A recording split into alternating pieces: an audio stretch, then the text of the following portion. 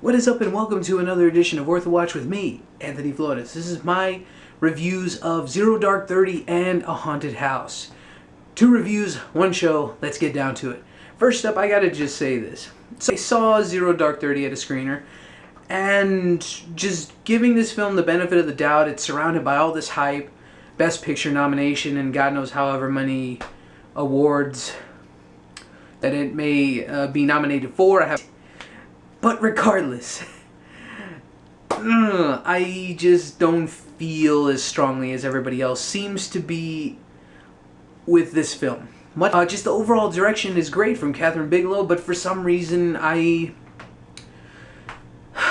just didn't honestly care about the first 2 hours of the film. The dialogue, that written well, but just the dialogue was just so politically just boring to me. I don't know how else to put it. I saw the turmoil that Jessica Chastain's character was trying to figure out leads to catch the SOB that was Osama bin Laden. Just trying to make everyone believe that he could be out there, he could be found, and he could just get shot down to the ground. And understandably, there's a reason to show all that, to show her character's just battle with this terrorist. And I found myself bored. I just felt really off with the whole thing. And for the first 2 hours were a chore for me. I've enjoyed dialogue-driven films. It's not there wasn't, oh, there was action, oh, there wasn't enough this. This film just meh. It's not a bad film. It's just an okay movie in my book. I just don't see the hype. I don't know. That's just my opinion once again. I just don't care that much. The last 30 minutes, though, some of the most intense stuff I could ever have seen on put to the big screen. But the rest of the film just suffers in comparison, and I just am so torn on really what to say. I can't say this is a bad movie, because it technically isn't. But to my taste, it's just barely okay and mediocre. Political thrillers, I guess, the bottom line, are just not my forte. I just don't find them interesting. And that's pretty much all I have to say on it. It's a decent film if you just want to see it for the Oscar buzz, or if you just find yourself loving political thrillers. My final rating on the film, 7 out of 10. I've said it in way back in various videos, I have a soft spot for comedies. I always find that no matter how crude and stupid some comedies may be, I still have a good laugh. I may not own them, but I definitely wouldn't mind watching them when they're on TV, etc., etc. So when it comes to movies such as A Haunted House, 90% of the time nowadays, people will say slapstick spoof parodies are so old and run down to the ground that there just isn't a point to even pay for them. But when it comes to the Wayans brothers, we all gotta give them some credit. Sure, they haven't been the best in terms of making films. Dance Flick was it was a flick.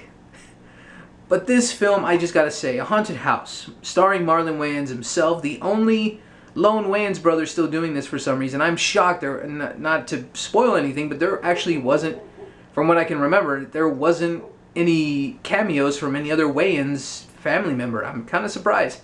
But nonetheless, you have Essence Atkins playing his girlfriend in the film, David Koechner, Nick Swardson, and Cedric the Entertainer all play various ghost and demon exorcisers and hunters, whatever you want to call them. So you got yourself a pretty solid cast regardless, and I gotta say I had a lot of fun with this film. I have been waiting for a movie to just stick it to the Paranormal Activity franchise. As good as the first one is and as lacking as the sequels are, this franchise deserves a solid spoof.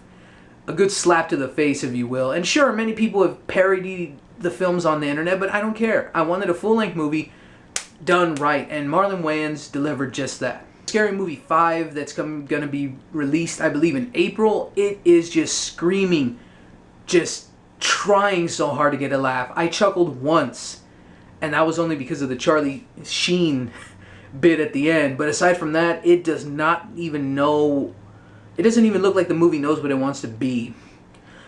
But in regards to this film, once again, this movie knew what it wanted to be. And it was funny. It was to the point, short and sweet. Only an hour and like 25 minutes, but it was funny. I laughed so hard.